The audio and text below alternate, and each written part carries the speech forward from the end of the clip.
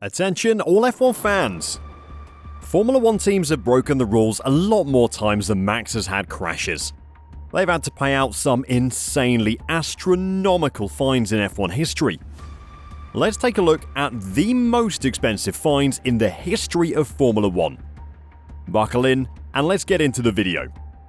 There was once a time in F1 history where team orders were completely against the rules, so teams quite often tried to get sneaky and avoid the rules.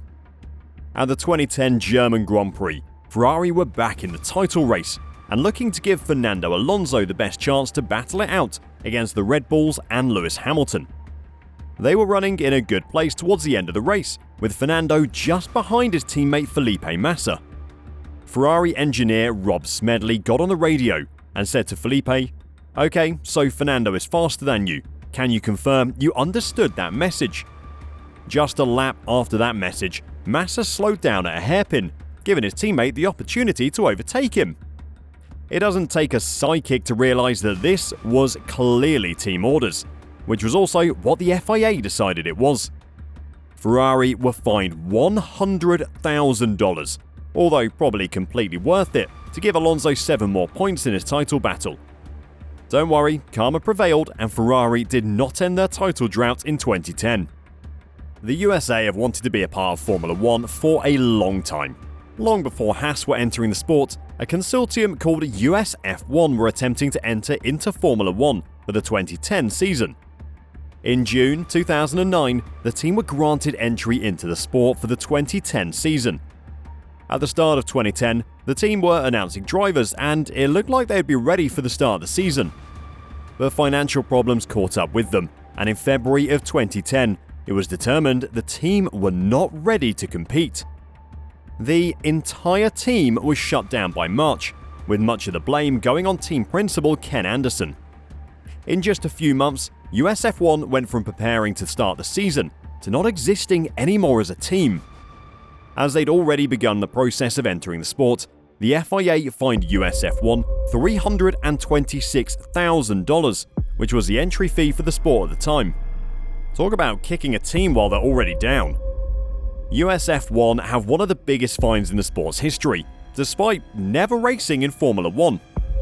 The team that are now known as Aston Martin were on the end of one of the biggest fines in the sport's history in 2010. When the Racing Point car was unveiled, it quickly developed the nickname the Pink Mercedes, due to its likeness to the Mercedes car of 2019. Pretty much as soon as the team unveiled the car, others on the grid were launching formal complaints with the FIA on the car. After a very long investigation, the FIA found that Racing Point had copied the brake ducts from Mercedes for 2020, which was not allowed based on the rule change that came into effect in that season. Racing Point claimed they'd only taken some inspiration from the previous Mercedes car, but clearly, the FIA did not believe this at all. The team was slapped with a huge fine of $473,000 US.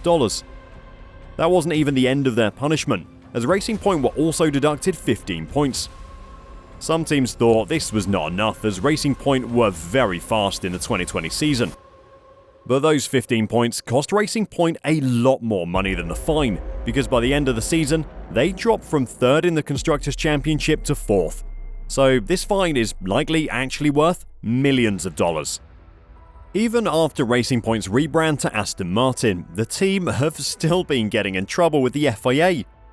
2021 was the first year where there was a hard spending cap on all F1 teams. While a different team took the headlines for breaching the cap, Aston Martin had their spending issues as well. In June of 2022, the FIA revealed that Aston Martin were one of the teams that had committed a procedural breach on the cost cap. Lawrence Stroll's team inaccurately excluded or adjusted costs that affected their spending numbers. The FIA felt that Aston Martin had not done this on purpose and had gained no advantage from the mistake. Despite that, they were still hit with a huge fine for their accounting mistake. The team accepted a breach agreement which saw them pay the FIA $450,000 US, as well as relevant costs of the process to the FIA. Ferrari were by far the dominant team of the early 2000s. They won consistently at levels we'd never seen before. But there were still quite a few mistakes that the Italian team made. The titles were not always guaranteed, and so Ferrari sometimes did things that the rulebook did not agree with. The most blatant example of this was at the 2002 Austrian Grand Prix. Ferrari's second driver, Rubens Barrichello, was on track for the victory until he eased off the throttle at the final corner to allow his teammate Michael Schumacher past. He gave Schumacher 4 more points to help in his title push. At the time, team orders were allowed in Formula 1. They were simply just frowned upon. So the massive fine which the team got was not for the team orders. Instead, Ferrari broke the podium procedure when Rubens Barrichello stood on the top step while the German national anthem played, despite finishing second. It was a clear indication of Ferrari disrespecting the rules of the sport, and the FIA were not happy. For the procedural breach, Ferrari were fined a whopping $1 million. The ironic part is that Schumacher won the championship by 67 points, so those 4 additional points he got in Austria didn't make a huge amount of difference at all. So, Ferrari's completely pointless team orders cost Barrichello a race win and the team $1 million. Strangely enough, one of the biggest fines in Formula 1 history did not go to a team or even a driver. It actually went to the organisers of the race. In 2006, Brazilian Felipe Massa won the race and was handed the trophy by Mehmet Ali Talat, the Turkish Cypriot leader. While the podium ceremony was being announced on the TV, Ali Talat was introduced as the President of the Turkish Republic of Northern Cyprus. Unsurprisingly, this upset the Cypriot community in Greece, and it also breached the FIA's politically neutral stance, something the FIA is very strict on. Formula 1 doesn't want to upset anyone, which is why they keep neutral in political stances. So the organisers of the race were punished, and punished with a lot of force. The FIA issued the biggest fine in the sport's history at the time, a whopping $5 million for the political statement that the organisers made.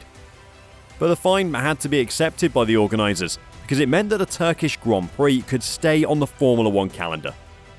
They would have lost a hell of a lot more money if the organisers had not paid that fine. You knew that this was going to be on the list somewhere. Red Bull's overspend in the 2021 season did not help make that season any less controversial. The 2021 F1 season ended with one of the most talked about incidents in the sport's history, with Max Verstappen benefiting from some bending of the rules to give him the title. So the title looked slightly worse when it was revealed that Red Bull had also spent around $2.3 million more than they were allowed in that season.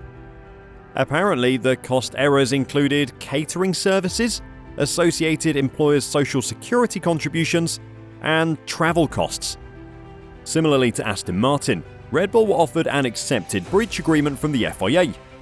Red Bull took a $7 million fine, and their wind tunnel time was reduced by 10% for 2023. This might sound like a ridiculously high punishment, but there is a case that the overspend Red Bull committed helped Max Verstappen win the title in 2021.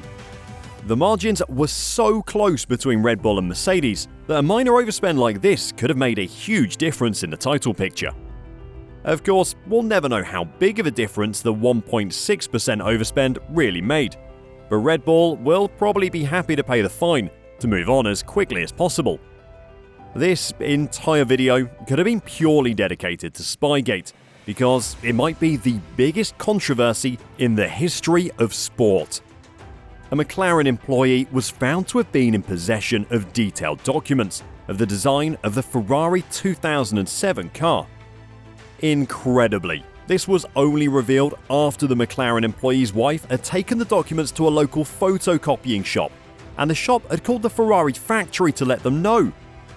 After an extensive investigation, McLaren accepted that some of their team members had access to Ferrari documents.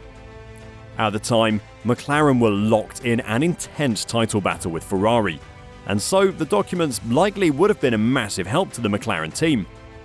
This led to not only the biggest fine in Formula 1 history, but also the biggest fine in sporting history. Wait till you hear this. McLaren were fined a whopping $100 million for using the stolen Ferrari documents. No, I didn't accidentally add a zero. McLaren had to pay the FIA $100 million for what was later called Spygate. It was an incredible incident that really no one saw coming at all. The worst part of this was that this was not the end of the punishment for McLaren. McLaren had to let go of a huge amount of their workforce and were also disqualified from the 2007 season's Constructors' Championship. To make matters even worse for the team, Ferrari driver Kimi Raikkonen beat both McLaren drivers to the title in the final race of the season. It is one of the craziest events in Formula 1 history, and by far the biggest fine the sport has ever seen. Those were the biggest fines in Formula 1 history. Do you think any of those fines were a little bit harsh? Why not put your thoughts in the comments down below? While you're down there, why not hit the like button and subscribe? Thank you for watching, and we'll see you next time.